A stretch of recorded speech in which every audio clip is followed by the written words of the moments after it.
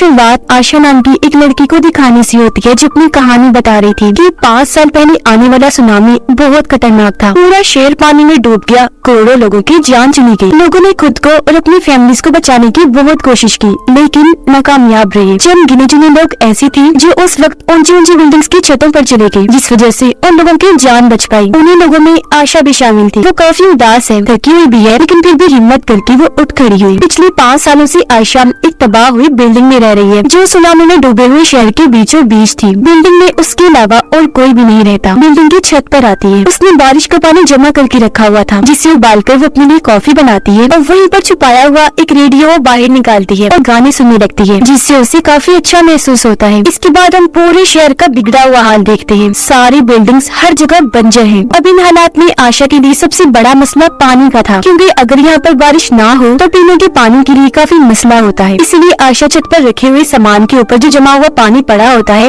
उसे कपड़े से साफ करती है। फिर कपड़े को निचोड़कर मिले हुए पानी को वो बोतल में बंद करके रख लेती है। इस तरह वो अपने पीने के लिए पानी इकट्ठा करती है, पर इसे भी वो छुपा के रख लेती है, क्योंकि यहाँ पर सामान ना होने की वजह से बहुत सारे लोग ऐसे हैं जो लुटेरे बन चुके हैं, वो लूट लेते हैं। कितनी बोतल्स रह गई थी, आशा ये सब कुछ डायरी में नोट करती रहती है। इसके बाद वो आसपास की जगह को दूरबीन के जरिए देखने लगती है। अचानक एक पूरी बिल्डिंग पानी की वजह से नीचे गिरकर डूब जाती है। ऐसे करते करते बहुत सारा शहर पानी में डूब गया था। अब जब उसने नीचे पानी में देखा तो वहाँ एक बॉक्स था जो पानी में तैर रहा था।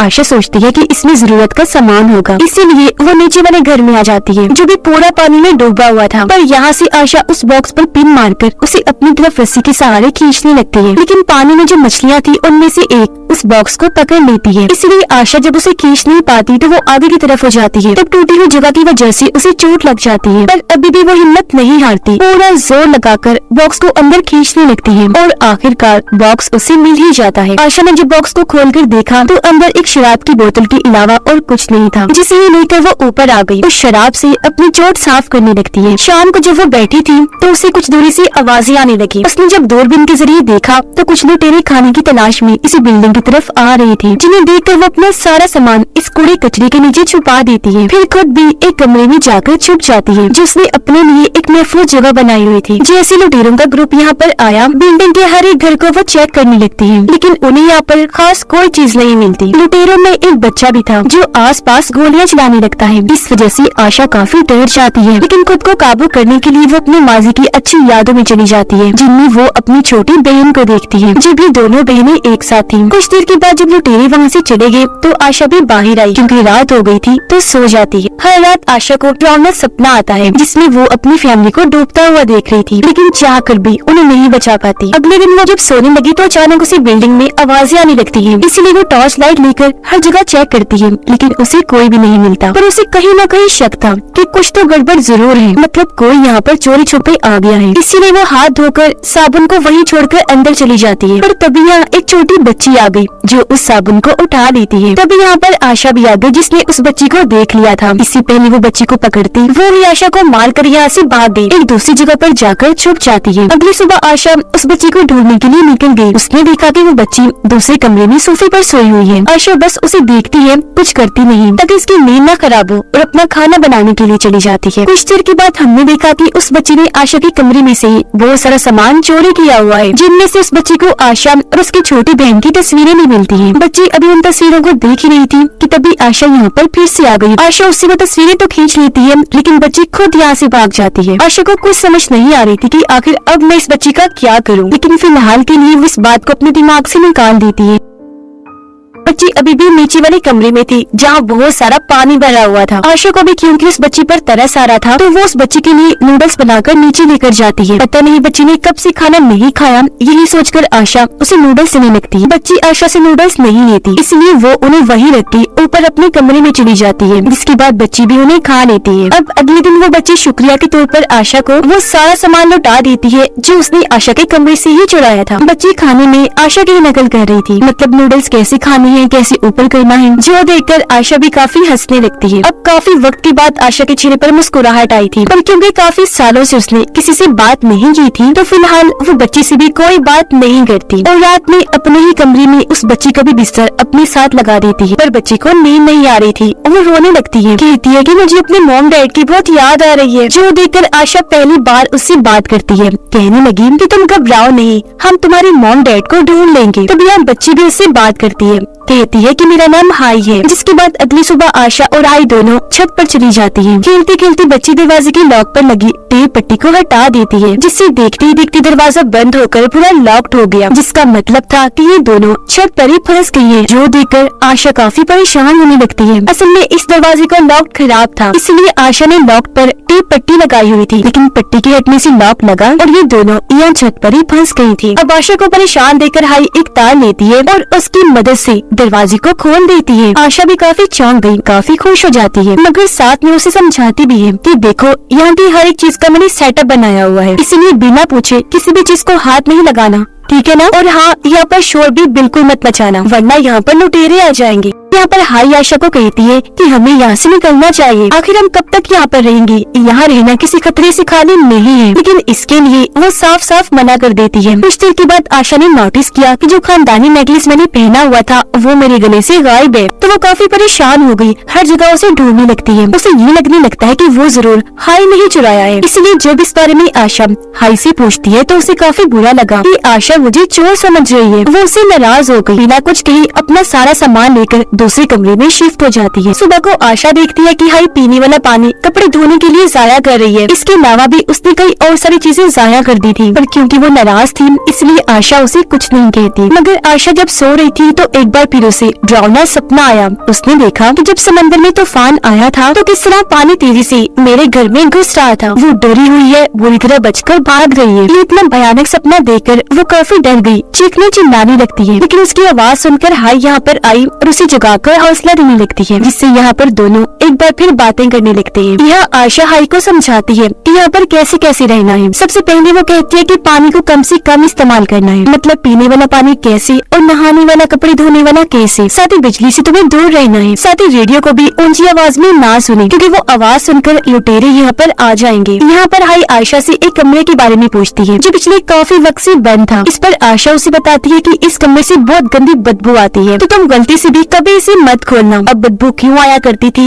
ये बात आशा उसे नहीं बताती। अगली सुबह रेडियो पर हाई खबरें सुन रही होती है, जहाँ पर बताया जा रहा था कि बचे हुए लोगों को गवर्नमेंट मदद दे रही है। जिंदा बचने वाले तमाम लोगों को दूसरे शहर में भेजा जा रहा है जो बहुत महफूज है। खाने पीने का और जरूरत का सारा सामान वहाँ पर दिया जा रहा है, जहाँ पर वो बड़े आराम से अपनी नई जिंदगी गुजार रही है। ये खबर जाकर हाई आशा को बताती है और कहने लगी कि हमें गवर्नमेंट की दी हुई इस जगह पर चलना चाहिए। लेकिन आशा एक बार फिर साफ साफ मना कर देती है। ये सुनकर हाई को बुरा लगा और वो आशा को डरपोक कहने लगती है कि तुम हालात का मुकाबला क्यों नहीं कर सकती, क्यों तुमने सोचा हुआ है कि तुम हमेशा यहीं पर पड़ी रहोगी। लेकिन जब आशा ने फिर से मना कर दिया तो हाई अकेले ही वहाँ पर जाने का फैसला करती है और वो प्लास्टिक की बोतल्स को आपस में जोड़कर उस जगह पर जाने के लिए अपने लिए कश्ती तैयार करने लगती है। जो देखकर आशा उसे समझाती है कि देखो इस बिल्डिंग से बाहर निकलना खतरे से भरा हुआ है, क्योंकि पानी में शार्क्स और भी खतरनाक किस्म की मछलियाँ हैं। साथ ही वो जगह भी बहुत दूर है जहाँ पर तुम जाना चाह रही हो। वहाँ पहुँचते पहुँचते खाने पीने जरूरत का सामान खत्म हो सकता है, पानी में हम रास्ते भी भूल सकते हैं। ये सुनकर हाई उसे एक फ्लेयर गन दिखाते हुए कहती है कि देखो ये मेरे पास है, इसके जरिए मैं अपनी हिफाजत कर सकती हूँ। फ्लेयर गन लेकर आशा काफी घबरा गई। वो हाई से गन को छीनते हुए कहती है कि गलती से भी इसे चला मत देना, वरना इसकी आवाज सुनकर लुटेरे यहाँ पर आ सकते हैं। अब क्योंकि आशा ने हाई के साथ काफी सख्ती से बर्ताव किया था तो कुछ देर के बाद वो उसे माफी मांगते हुए प्यार से समझाती है कि देखो मेरी बात सुनो, आज से पहले कई बार मैंने यहाँ से निकलने की कोशिश की है, लेकिन कभी भी मैं कामयाब नहीं हो पाई। ये बात बताते बताते उसे फिर से पास्ट का एक वक्त याद आने लगता है जब वो फैसला कर चुकी थी कि मैं अपने घर को छोड़ दूंगी, क्योंकि उसके मॉम डैड घर में लाई गई चीज सबसे पहले उसकी छोटी बहन को दिया करती थी, जिस बात की वजह से उसे बहुत गुस्सा आया करता था और वो अपनी बहन से जलती थी। यही वजह है कि उसका ताल्लुक अपने मॉम डैड के साथ भी बिल्कुल अच्छा नहीं था। अपने माँ बाप का ऐसा सलूक देखकर वो काफी तंग आ गई थी। हमेशा उसकी छोटी बहन को ही अहमियत दी जाती। इस बात को लेकर अक्सर उसका अपने मॉम डैड से झगड़ा हो जाया करता था, तो आज वो घर छोड़कर निकल जाती है। मगर तब आशा की बहन ने उसे जाने से रोक लिया था। प्रेजेंट टाइम में आशा देखती है कि उसका वो नेकलेस वहाँ पर गिरा हुआ है जो टूटकर गले से गिर गया था, यानी कि इसमें हाई की कोई गलती नहीं थी, उसने नेकलेस नहीं चुराया था। जिस बात से आशा को काफी शर्मिंदगी हुई और वो हाई से माफी मांगती है। अगले दिन क्योंकि काफी बारिश हुई थी तो इन्होंने पीने का ढेर सारा पानी जमा कर लिया था। लेकिन इस भाग दौड़ में एक दिन आशा को एहसास हो गया था कि ये जगह ज्यादा दिन के लिए महफूज नहीं है, बेहतर यही होगा कि हमें यहाँ से निकलना चाहिए और गवर्नमेंट की दी हुई उस जगह पर रहना चाहिए। तो वो भी अब हाई की बात मान जाती है। उस जगह पर जाने के लिए कश्ती बनाने में उसकी मदद करने लगी। पास्ट के एक सीन से हमें पता चला कि जब आशा ने घर छोड़ा था तब उसके साथ उसकी बहन भी थी, जहाँ तभी अचानक सुनामी आ गई, जिस वजह से हर तरफ अफरा तफरी मच गई। लोग डरकर घबराते हुए इधर उधर भागने लगे और आशा को इस बात का बहुत दुख होता है कि मैं अपनी बहन को नहीं बचा पाई। वो इस बात को याद करके प्रेजेंट टाइम में दुखी हो रही थी, पर उसे ये सोचकर तसल्ली हुई कि अब मुझे एक दूसरी बहन मिल चुकी है हाई के रूप में। इसीलिए अगली सुबह वो हाई को अपना वो नेकलेस दे देती है गिफ्ट के तौर पर। फिर अब कुछ दिन के बाद इनकी छोटी सी कश्ती उस जगह पर जाने के लिए तैयार हो जाती है जहाँ ये दोनों निकलने के लिए बिल्कुल तैयार हो गई थी। लेकिन यहाँ पर गलती से हाई से रेडियो ऑन हो जाता है, जिसकी आवाज सुनकर लुटेरे यहाँ पर घुस आते हैं, जो देखकर ये दोनों जल्दी से अपना सारा सामान छुपा देती है और हाई जल्दी से जाकर लकड़ी की बनी हुई नकली दीवार में जाकर छुप जाती है, जबकि आशा उसी पुरानी स्मेल वाले कमरे में जाकर छुप जाती है। लुटेरे यहाँ पर आकर हर घर में पड़े हुए सामान को बखेरने लगते हैं और जो खाने पीने के सामान उन्हें मिल रहे थे वो उन्हें अपने पास रख लेती है। जिस दौरान उस नकली दीवार में छुपी उन्हें हाई भी मिल जाती है। लुटेरे उसे पकड़ लेते हैं, जिस वजह से वो चीखने चिल्लाने लगी। उसकी आवाज आशा भी सुन पा रही थी, लेकिन वो बहुत ज्यादा डरी हुई थी। उसे समझ नहीं आ रही थी कि आखिर मैं कैसे हाई को बचाने जाऊँ। अब लुटेरे इनकी उस कश्ती को भी तोड़ देते हैं, जिसके बाद वो स्मेल वाले कमरे में चले गए। जबकि आशा को यहाँ पर फिर से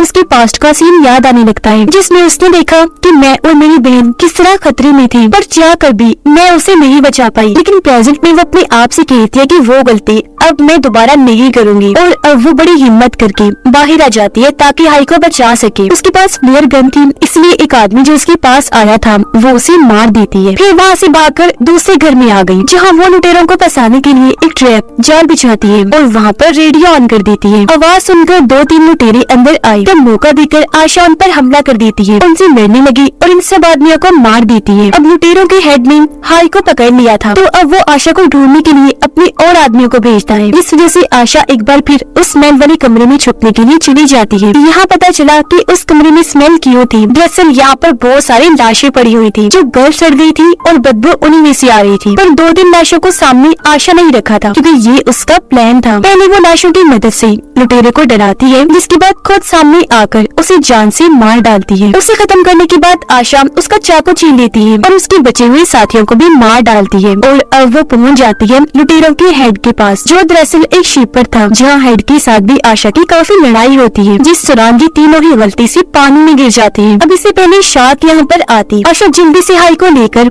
एक जगह पर जाकर छुप जाती है। और अब जब लुटेरा पानी में था तो यहाँ पर एक बड़ी सी शार्क आ गई, जो एक ही झटके में लुटेरे का काम तमाम कर देती है, जिंदा ही खा गई। जिसके बाद दोनों जल्दी से लुटेरों की शिप पर चढ़ गए, जिससे आखिरकार दोनों की जान बच जाती है। ये शिप काफी अच्छी थी, यहाँ पर खाने पीने और किसी चीज की तंगी नहीं थी। जबकि आशा इस रात पहली बार डरावने सपने के बगैर सो पाती है। सुबह जब दोनों उठी तो उनके चेहरों पर मुस्कुराहट थी, क्योंकि अब उन्हें अपनी एक नई जिंदगी दिखाई दे रही थी। दोनों एक जगह पर खड़ी होकर उम्मीद भरी नजरों से आगे देखने लगती है। और इसी के साथ ही ये कहानी भी इधर ही खत्म हो जाती है।